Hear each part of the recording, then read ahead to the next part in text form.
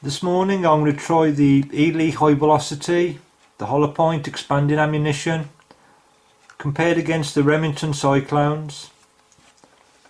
I've no information about the speed, the weight or the power level, but just comparing against the Cyclones, they look fairly similar. Both are non-copper coated, no copper wash on them.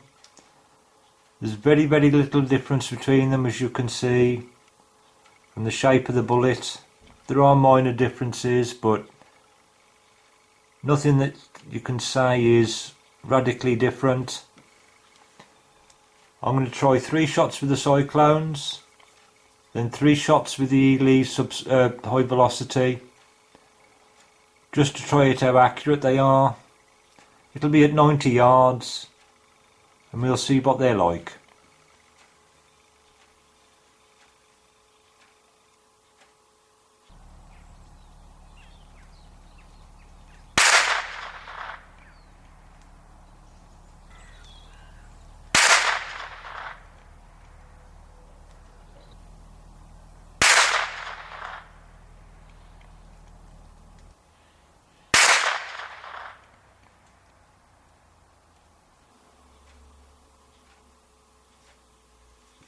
Shooting at 90 yards, I've got a 3-hole group from the Cyclones from Remington.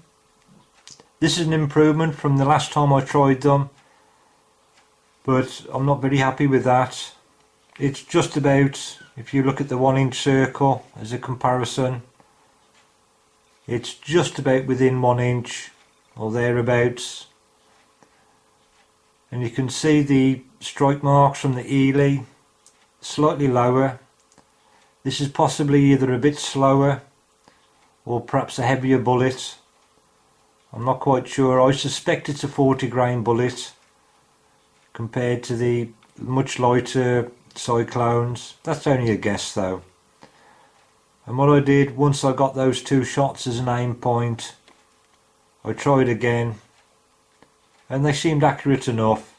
But had I still been aiming to try and get a 3-shot group, that would have been over to one side, so it would have been a touching almost line left to right, which would have been a better group than the Cyclones. So for the moment I'm quite pleased with this. It aimed more or less where I was aiming for, and it's a tighter group altogether. Even though there's a distance there allowing for aiming off, it is a better group within a 1-inch circle, and at 90 yards that's not so bad.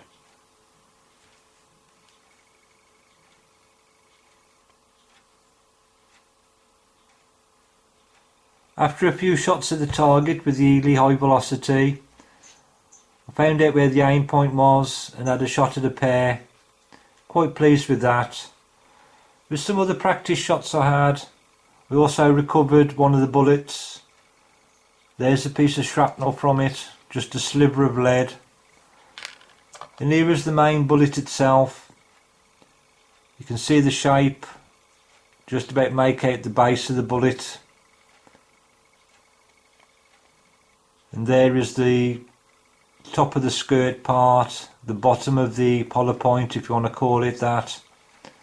And as you can see, the outer part of the hollow point is folded back over the skirt, and it's become quite a large lump of mangled shrapnel at the base.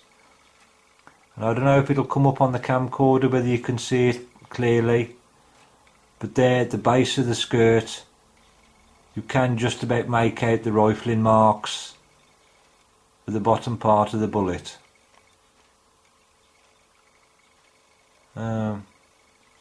Makes quite a mess.